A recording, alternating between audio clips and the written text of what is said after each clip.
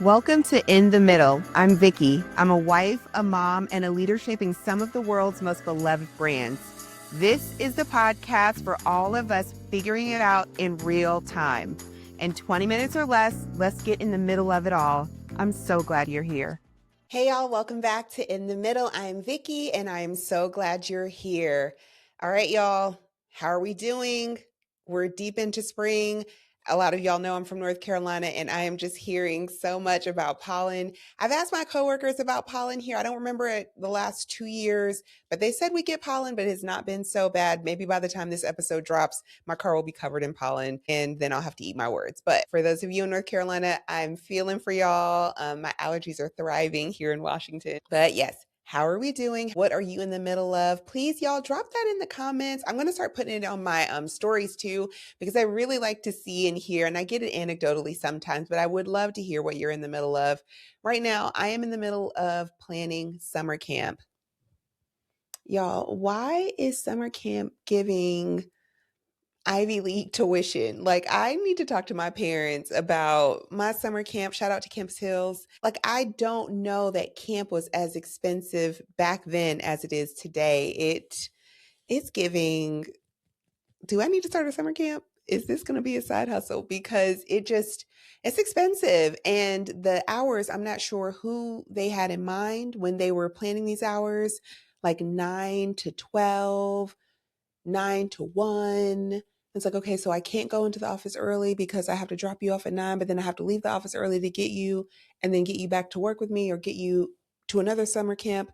Like yeah. So I'm right there in the middle. If you are in the middle of planning summer camp, Godspeed. I hope the very best for you. It feels like Hunger Games, honestly, but I am hoping that we land on something. Jordan has shared that she wants to do some dance camps and cheer camps. So I'm trying to make those things happen for our sweet girl. Let's jump into the episode. So if you have not heard part 1, please head back there, because in that one, I shared my first 2 truths. Number 1, consistency builds trust. Number 2, consistency builds confidence. And in that episode, we really laid the foundation of why consistency matters. I share a little, I'm going to call it pseudoscience, because I don't give exact data, but I do give some anecdotal insights of what I learned about consistency and why our brain craves it. So I'd encourage you to go back there and then come back to this episode, because today we are going to talk about how we win with consistency. And I'm going to share some practical tips of ways that you can apply consistency to your life today. So let's jump into truth number 3. Consistency is how you win. I forgot. Look at this little mini guy. Y'all, I'm so obsessed with Alani. But they do these little mini cans, and it's only 8.4 ounces, and it's only 100, for people listening to the pod, I did air quotes, of course, 100 milligrams of caffeine. So no, I'm not going away from the full size cans, but this is Winter Wonderland, and that was like a limited time flavor that they had during the holidays. And they only had it in the mini cans in like a 2-pack with the cherry slush. So that's what I'm sipping on today. It's so good. It's the best. All right, so let's jump in. Truth number 3, consistency is how you win. When we think about winning, we think about the big moment. We think about the confetti falling from the sky. And honestly, y'all, it's really not that. Consistency is in those big moments. Some of you may know I started my career in sports, and because of that, I had an opportunity to travel with teams to national championships and tournaments and things like that. And what I discovered is that really, when you get to that final game, all of the preparation that went ahead of that put you there. We almost put too much glory to that one moment. We don't put enough time into the training and the recovery and the reps and the losses and all of those things that help them to get to where they are in that moment. Of course, many of us will not go on to be elite athletes, but what I have discovered and what I see as sort of a parallel for the average person is when you think about compounded interest, when you think about your GPA, when you think about your credit score, when you think about muscle memory, like the way you build your muscle as you work out, all of those things, when they are successful and doing well, your confetti's falling from the sky moment, is because of the reps that you put in. If it's your GPA or your credit score, you've paid your credit cards on time, you keep your utilization down, you don't have collections, you are going to class, you're turning your reports in, you're getting great grades. All of those things are contributing to the success of those metrics. It's not one moment. It's not, oh, I paid that credit card one time. That's not going to be enough to have your proverbial confetti fall from the sky. It's going to be that consistency that helps you to win, that helps you to unlock whatever the thing is that you want to do, whether you're trying to be valedictorian of your class or you're trying to get that 2.5 interest rate on your home. That consistency in paying your things on time unlocks that for you. It would be easier if it was just that one flashy moment. Could you imagine how much easier life would be if you just had to do the hard thing one time and you got the unlock? I think we wouldn't necessarily be better for it as a society, but man, it would feel easier. But no, that's not realistic. We have to do the thing over and over and over again to get to that next level of success. The consistency shows up in doing that thing over and over again, even on the days that you didn't want to, but you still did. And as we go further in this conversation, I have a question for you to consider. And let's start from a place of curiosity. This isn't about judgment. Think back to something that you said you were going to do and you gave up on. Ask yourself something. Did you stay consistent in the thing long enough to actually see it through? If the answer is no, you are in good company. What I'm learning more about this journey with consistency is that honestly, people don't stick with things long enough. A lot of people start, but not a lot of people stay. It's like the novelty wears off or they hit a roadblock. It then just gets too hard. I have been there. I have been in some pseudo version of content creation for a really long time, back when we used to have MySpace and we had Tumblr and all of those things and Medium. And I think Medium's still around now. I remember starting blogs and not finishing them, or even like, let's take it analog, starting a journal and not finishing things. And I would have these spurts and the newness of it would be like, oh, I'm going to write in this journal. I'm going to do my 3 things a day and all of those things. And then life would happen. I wouldn't prioritize it and it would fall to the wayside. Discovering as I reflect on these moments of my life that I wouldn't push through the hard parts sometimes, the boring parts sometimes. Once that newness wore off, once the sort of motivation and the excitement of the thing wore off, I was on to the next thing, or even worse, I went back to the old thing that I was doing. I think sometimes we abandon things prematurely because it feels like nothing is happening. And what I am discovering as I go through this consistency journey right now with this podcast is that in the quiet, in the boring, in the minutia, in the roadblocks, it is a refinement of who I am and the skills I need to get to the next level. And I am just so thankful that I have the maturity and the capacity this time around to see what could potentially happen if I abandon this thing prematurely. I'm locked in, friend. I'm hoping you're locked in. Whatever journey you're on, whatever the thing is that you're trying to be more consistent in, I am locking arms with you. And we're saying, like, today, no, we aren't tapping out. We aren't quitting. When it gets hard, when it gets boring, when it feels like things aren't moving in the right direction, I'm locking in with you.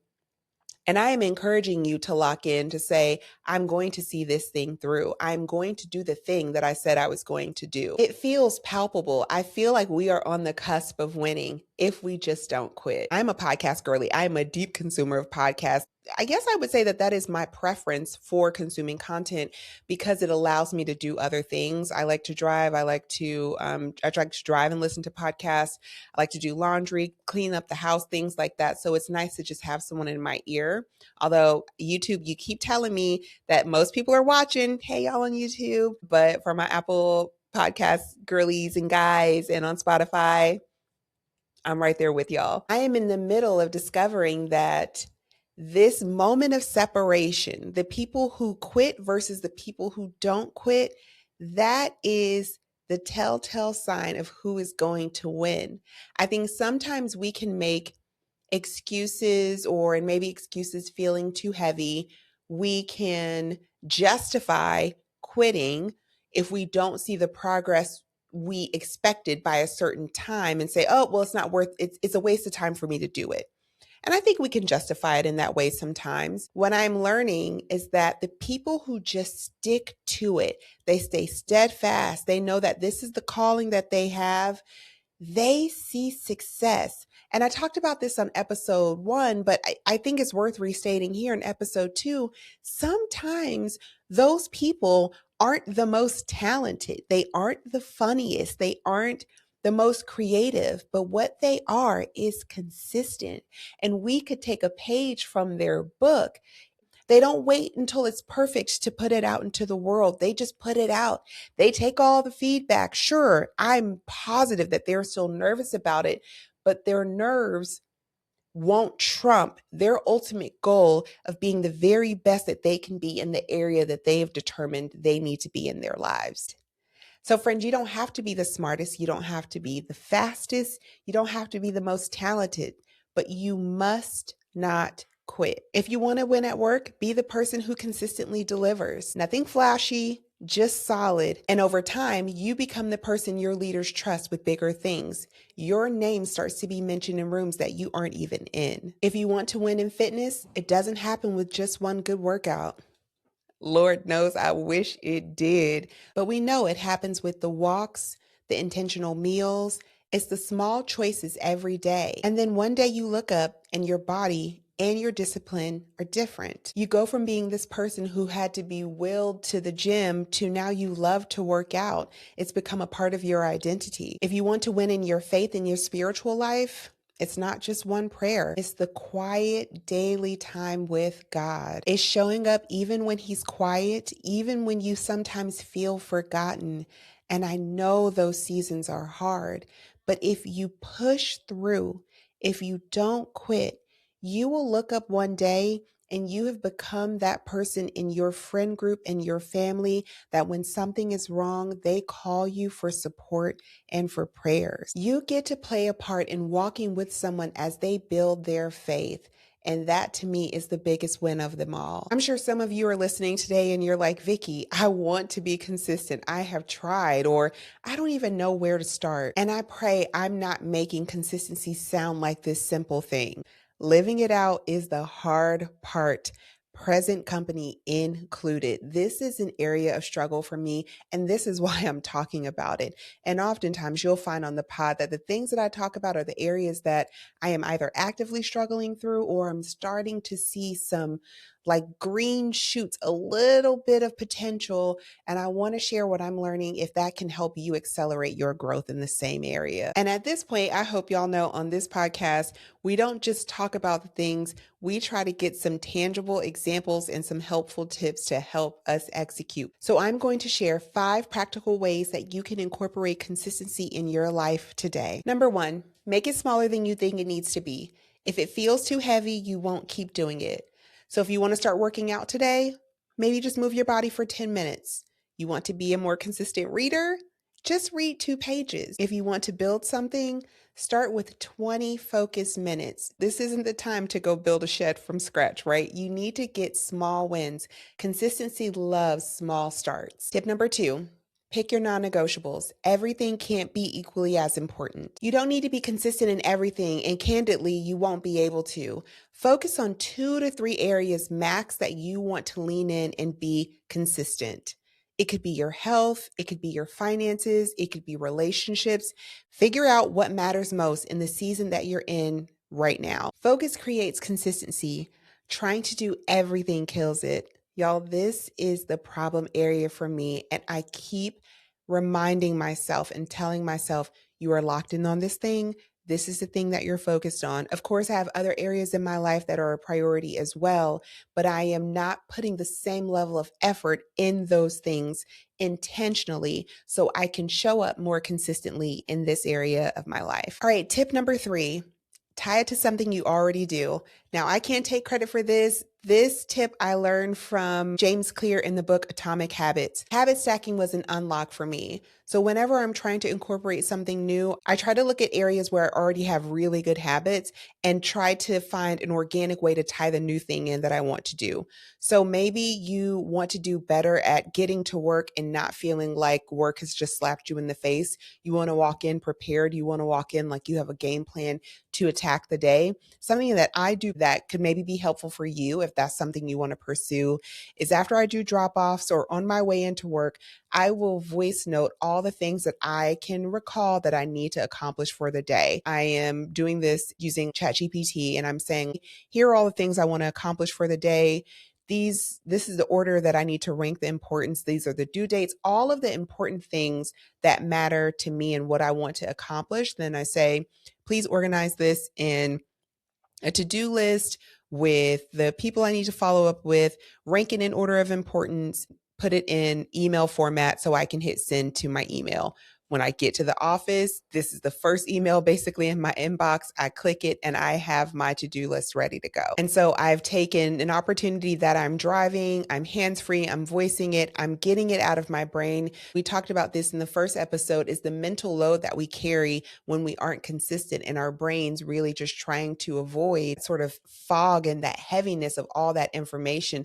I've dumped it out of my head and I've put it in a trusted place that I know I will be able to recall and come back to. Another example of habit stacking, if you're trying to be more consistent in working out, and also if you want to be more consistent in your devotional time or spending more time with the Lord, consider listening to a sermon instead of listening to music.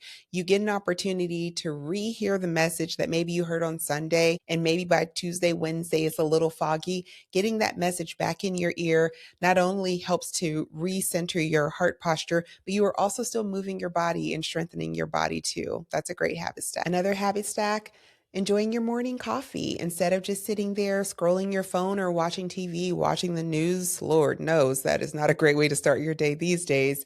How about pulling out a journal and writing out some gratitudes or some affirmations for the day? It's another way to stack habits in an area that you want to grow in. Essentially, consistency is easier when each thing has its home. Tip number 4, remove the friction. Y'all, if you set yourselves up to fail, there's a pretty strong chance you're going to fail. So, what does this look like in practice? You want to make it easier to start than to skip. So, if you want to work out more the night before, lay out your workout clothes. I know some people who sleep in their workout clothes. I can't do that, but I know some people that do. Lay out your workout clothes or put them on before bed. Get your gym shoes out. Get your water bottle filled. Get your pre-workout, just even get your pre-workout in the scoop. So all you have to do is just drop it into the water. Make it as frictionless as possible. So then it is so much harder for you to not do it. If you want to be more consistent with eating, meal prep or hire someone. I talked about in the last episode, I talked about hiring a chef. Have someone make your meals for the week. If you want to be more intentional about eating whole foods, if you don't like to cook or if you don't have time to cook, get on with a meal service. Do whatever you need to do so that you can achieve that goal. If you are someone like me who really values their services, like I try not to miss nail appointments, hair appointments, things like that, what I found as an unlock is booking those things in advance. So when I am leaving my hair appointment, I am booking my next appointment. When I'm leaving my nail appointment, I am booking the next one. This one makes sure that my provider is available because they are all booked and busy. Praise the Lord, I'm happy for them. But when you forget, then you remember a week out, like, oh gosh, I need my nails done or I need my hair done. Your people are booked. And then you have to make different decisions. Do you try someone else out? Do you go an extra 2 weeks? If you want to make sure that you stick to getting your monthly massages, go ahead and book them out for the next 3 to 6 months.